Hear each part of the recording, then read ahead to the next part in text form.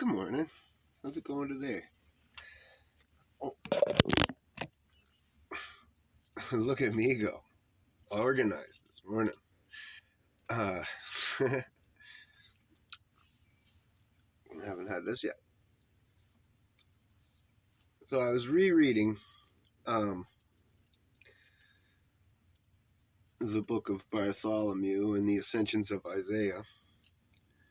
I love to reread biblical books and the Hebrewic books and all the books that were inspired or that the Bible quotes and stuff like Jasher. Anyhow, Bartholomew is talking to Jesus, and Jesus was telling him that when he's not in heaven, nobody gets in, nobody gets out, nobody goes anywhere. Everybody's just in purgatory or whatever until he judges. And he's telling Bartholomew all about this. And so Bartholomew says, well, all this time you were with us.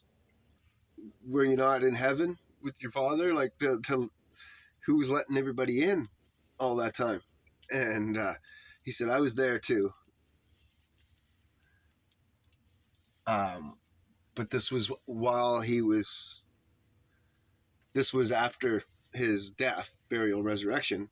So he was, I think, this is just theory, he was back to being whole. So he was all on earth. That's why he could do so much more after the resurrection. Anyway, so then he's talking about how many souls do you have to let in every day? And then how many souls are born every day? And of those souls, how many get into heaven? And it turns out, well, it was 30,000 at the time, and that there was one more soul born than died. Yes. So there was 30,000 being, 30,001 being born, 30,000 dying, and of those 30,000, 3 got into heaven. So that's 1 in 10,000 people. Wow. Sorry about that. So that's 1 in every 10,000 people that gets into heaven.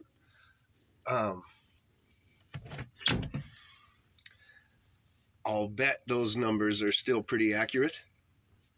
So that got me thinking about you watching right now. I think it's pretty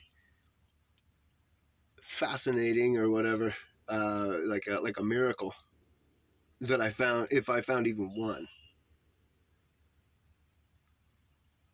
that actually is interested in what I say. I know probably 10 on the internet or whatever. And of those, I don't know of any that are interested in my videos and in the way that I would broadcast this information. But the fact that if I found even one, and I think I found one, and I think that's a miracle. That's, and it makes all my videos well worth it, even though they're really shot for a future time.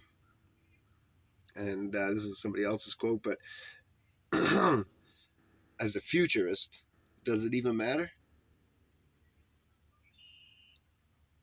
Right? As somebody who does things for a future generation, does it even matter if I do them? Because they're not for anybody. But yes, it does.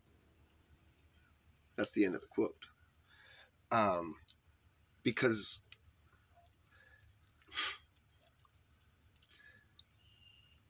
many reasons. But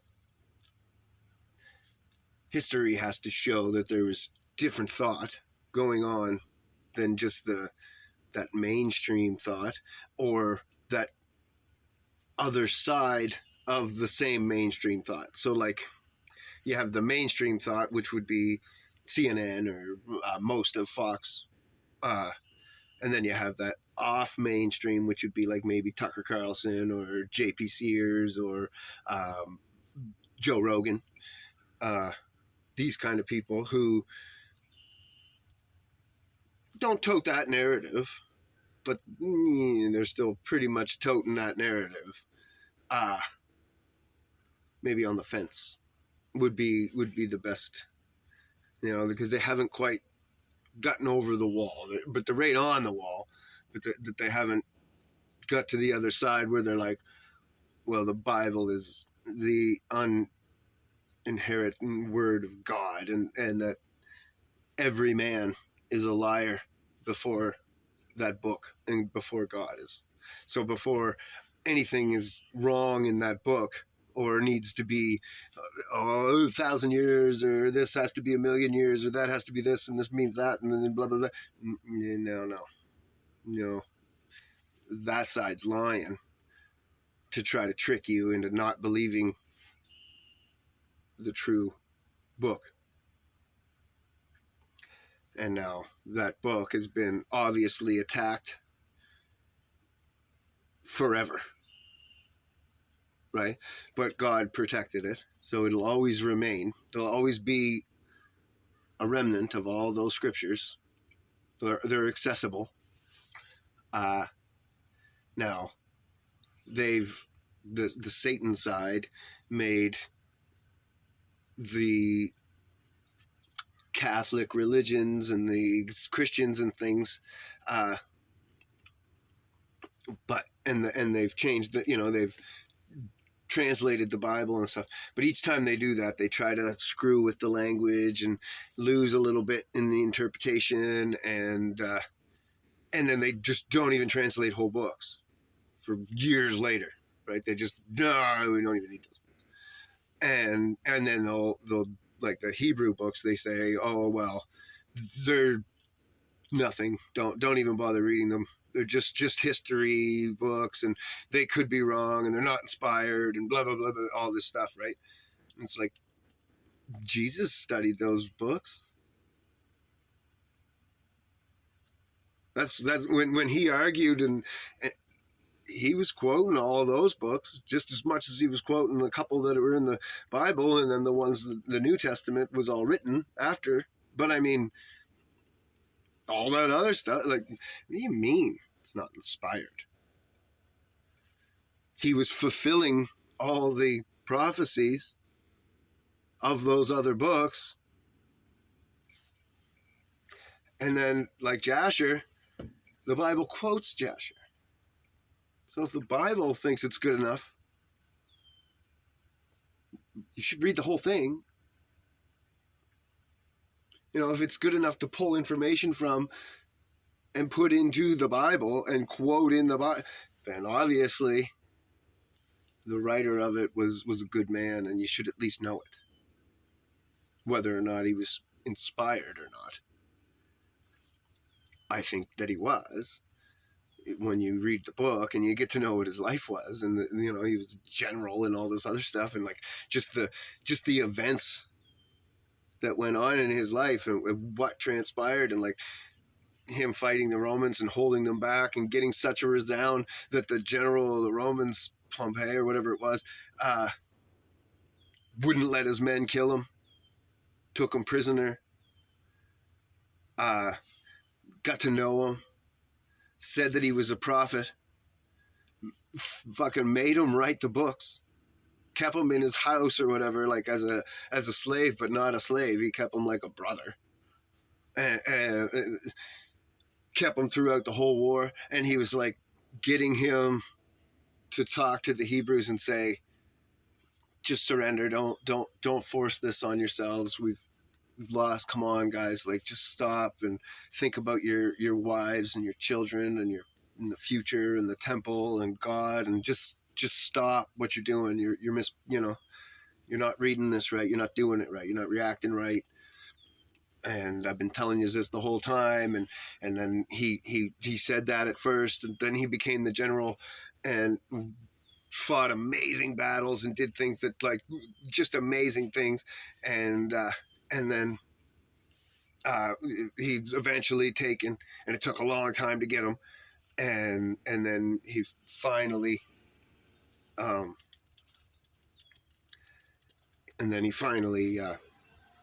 keeps him, and finds out that he's a prophet, finds out that he was saying all this shit all the way along, and that he was saying don't do it, keeps him with him, and keeps trying to get him, letting him talk to his people and stuff. It's fascinating. And then after the war's over, takes him home with him to Rome, makes him like a Roman person or whatever, gives him all his, he gets all of his things. He actually stays with him until his death, and then stays with the son, and lives with him, and counsels or whatever. Yeah, so it was it's a fascinating read. Should reread it myself. And it's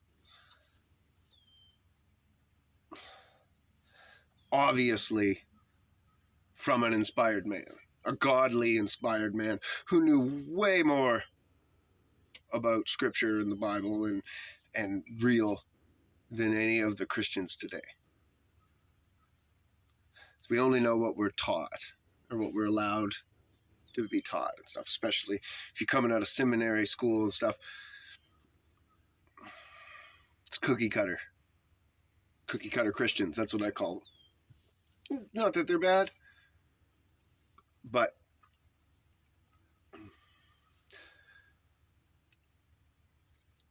they're not going to make it. They're not going to properly lead the flocks and stuff. It's always going to be something. And even, like, I've endorsed the Hebrews, the Christian school of the Hebrews, over and over and over on my videos, especially way back. But then during the COVID thing, and during the Biden elections, and then even since then, and then they're not seeing things right anymore. They're getting further and further lost ever since then. And the pastor, he still knows all the Bible, and he still can preach his sermons and stuff, but it's not the same anymore. There's something missing, big, something not there anymore, which is a shame. And yeah, I don't know. I have no idea if he personally was vaxxed himself, and maybe it's altered his DNA or whatever. But I don't think so. I think that it's just a lot of the things that he does are just against the Bible, and he's not willing to put himself under any man or woman or God anymore, because he's been talked to with God all these years, but he can't take a message from anybody else that is from God in criticism as he's getting lost or whatever. And so he's heading down these bad roads where, not to say that one side of politics is better than the other, well, one side's better than the other for sure. I mean, but they're both evil and corrupt, and neither side's going to ever lead to anything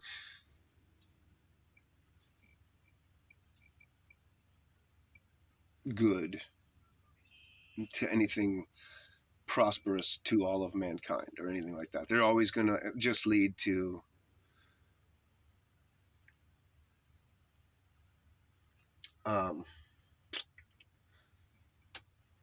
mediocre at best. The Dems, they'll ride things downhill, and then the Republicans will level it out and just stay the same. They'll never go back up the hill.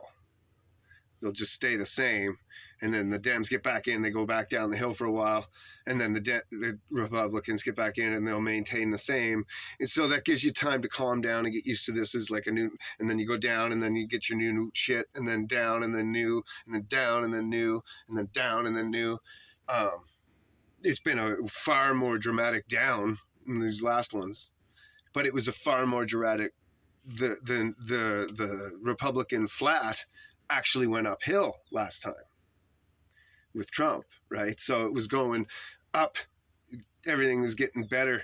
Life was getting more affordable. People could travel and could afford to heat their house and buy groceries and pay their rent. And then, so instead of just that normal down to get to the flat, Biden had to go to compensate because they went up. So then he had to go and compensate for everything that went up, and then compensate for the down that should have been during that 4 years to get to where, right? Because Trump's 4-year down was only a 2-year down, right? Because he had the 2-year up. So then he only had like the COVID thing, and then it was like a 1-year down. So it was a little tiny bit of an up. And so in order to compensate for that little up, Biden had to go down to get back to where they were when Trump's election came in.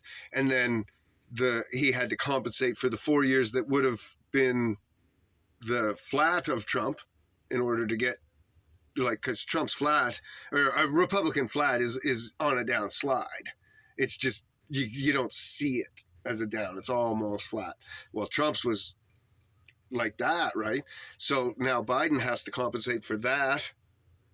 Plus he has to compensate for what should have been there. And he has to make what his 4 years should do all in 4 years or whatever, right? So he had a lot of drop that had to happen immediately. And that's why it was so noticeable too, right? Because, and then the contrast. See, and it's a bad analogy, sorry, Donald, in advance. I don't mean to call you a carrot. But he is the carrot on the string. And in order to make the donkey follow the carrot, he has to know what a carrot is. If it's just, he's never tasted it, never seen it, nothing, it's just some fucking orange root hanging on a fucking string, he doesn't know what that is. Why would he care? Why would he walk at it? Why would he give a shit? He doesn't care. But if you give him a taste of the carrot and then take it away and put it on the string, now he's furious for it, basically, and he's going to follow that carrot.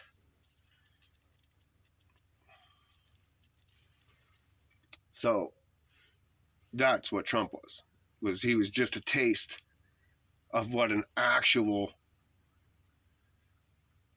well, and not even, because, like, if I was to be elected president, the changes that would happen would be dramatically further than what Donald Trump did, but maybe not as intelligent, because he understands the business side better than a poor person's going to. As long as we both strive for freedom and for affordability and good solid lives for Canadians and Americans and Britons and all the free countries of the world, right? And we don't just send all our money to communist countries because it's slightly cheaper. Well, who cares? Freedom isn't free. It takes folks like you and me. That's a South Park song. Might have been from the Team America movie. Anyways. But yeah, freedom isn't free, man. We have to sacrifice for it and shit, and every generation has to pay a price for it. And this is ours. This is our big opportunity to pay our price, and we're not doing it.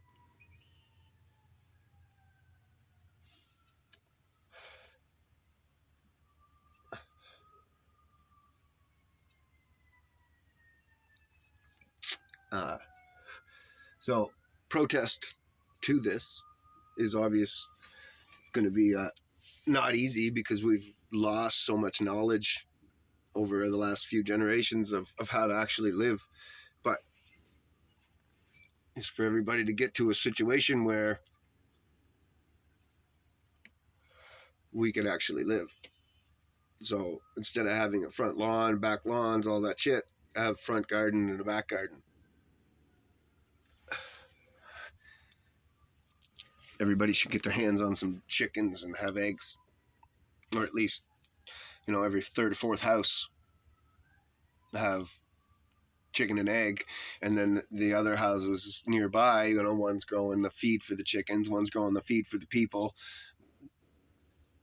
and then we all barter around with and trade and share with each other and cut them out, and it wouldn't take 4 or 5 years and they'd be starved out, and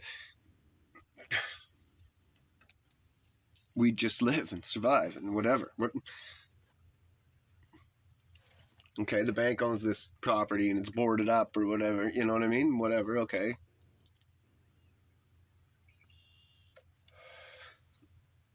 We're just planting the field. Yeah, they can come and burn it, I guess, or whatever, but hopefully the bank doesn't get to own it. We can, right now, we have perfect opportunities to be setting up communities doing this. Like there's cults that already do it.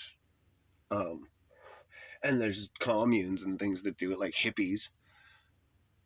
And they're totally disorganized and just worse than me at the drugs and things and drinking and partying and sex, and that's all they're doing, right? But they're still making it. It's just 90% of the workloads fall on probably 40% of the people, and 60% of the people just party and drink and dick around and do the minimal amount of work that they absolutely have to do in order to stay there, kind of thing.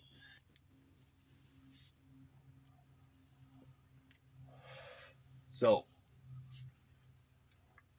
if it was a group of all hardworking good people, especially like flat earthers and Christians alike, getting together and doing little communities like this and looking after each other, we could protect it. We could look after it.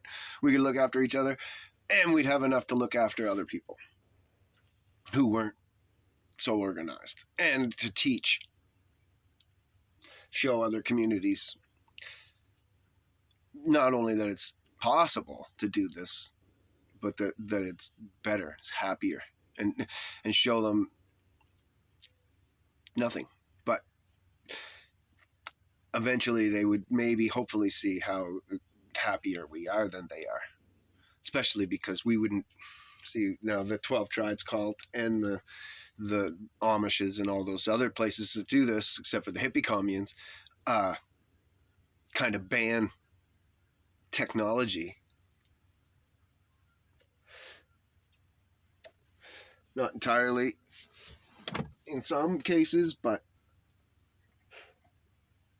to a good extent in all the cases, right? So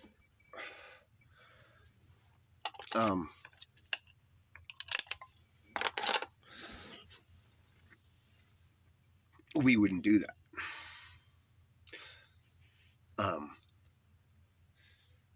I have a couple of business ideas that would actually work to pay for everything that the community needed, and obviously farming and growing the rest.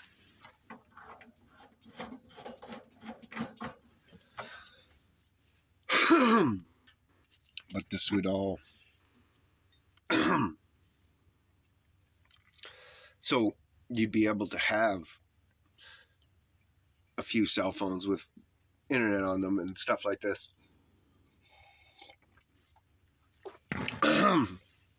And let people continue to reach out like I'm doing, and in any way, and even do it as a group, and kind of like show our lifestyle, You know what I mean? Make a Facebook page or whatever, or YouTube channel, and just kind of put up a little video or a little thing every day, just showing, what we're doing, how the project's going, and how we live, and whatever. Little different things.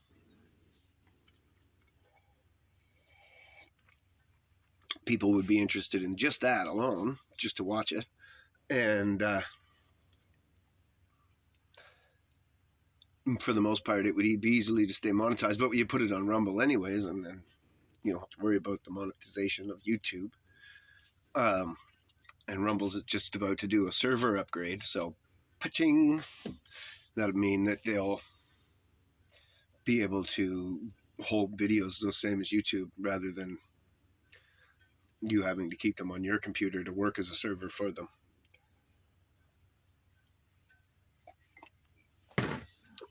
Anyway.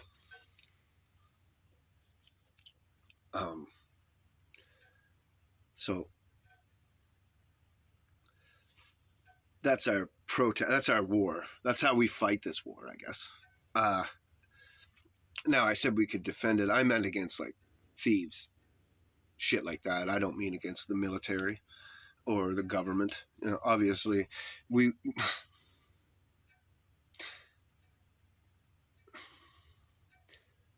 protest. Stand united. And hope for the best kind of thing. Like, just stand united under God and say, do your worst. Because here we are. We own this land. This is ours. This is our community. And stay out.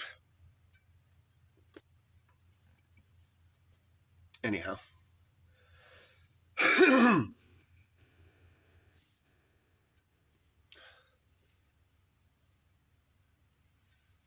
I just think that's how we're going to win. Now, the other win. That's the other part of this war. And this is the more important part. As a goal of this community, it has to be to wake up the Hebrews. Nothing else. You can say, oh, we should be out saving whatever, people, souls, blah, blah, blah, whatever. No. That time's past. This is the newer age. It's the time of the waking of the Hebrews right now. It's started. It's coming. You can go look at the histories of it and all that. It's either going to be 2030, 2037, or 2040. I think 2040, personally, that the Hebrews are going to actually wake up fully and pray in one voice to get Jesus to come down. But in the meantime, the Satanists, they don't know the date any more than you or I. They're just guessing as well. But they know that slave was sent to the farm and signed his indentureship and was sent to an abusive farm in 2030. His indentureship was up in 2037. And then he ran away, and then he was caught. They didn't release him, so he was caught in 2040 and sentenced to go back to that farm and serve the rest of his life. So 2037 was when 2030 was when he was there, so that could be it. Though that was an indentureship he signed. 2037 would have been his release time, and he wasn't released, so that could be it. But then in 2040 was when the actual American government and courts decided as a country that he didn't have human rights. And from that point on, no African American or Hebrew had human rights in America, and spread right up through into Canada, I'm sure. That was the catalyst, right? That was the 400-year mark. That's why I think 2040, because that's when the country as a whole, not just this one farmer was fucking this one slave, because I'm sure that was going on during the whole prior time. But that there was abusive guys or whatever and assholes. But then he didn't release them. That's a big thing. And then the government actually caught him and sent him back there sentenced him to stay there for his entire life, and then started stripping the rights of all the Hebrews. From that point on, they started just treating black people like shit. So that was the actual catalyst of the whole of Egypt, second Egypt, right? Because Egypt is the slavery of that people by a whole country, not just a person slaving a person. So I think 2040. That's my guess. But there's going to be an attack, a big one, at 2030, and then another big one at 2037 before we get to 2040, where they're going to be destroyed. Jesus will come down and he's going to attack. However, that's going to work out. 144,000 people, Hebrews, are going to change the world. And then the world's going to be a happy servant to Jacob instead of enslaved to Esau. That's where the change is in the world. And then the world's going to become, it'll be like, how's the prayer go? Hallowed be thy name, thy kingdom come on earth as it is in heaven. So then it'll become, down here, it'll become heaven, right? Because it'll be a fair, even society that everybody has an actual equal opportunity in, not just the thought of it and just we say that, oh, America, equal opportunity. Not so much, not anymore, right? If we were to like nub the laws back down to what they're supposed to be, what they were originally, then that would work out. But to keep it the way it is, no, not a chance. Anyway, I got to go to see this. Have a great day. God bless.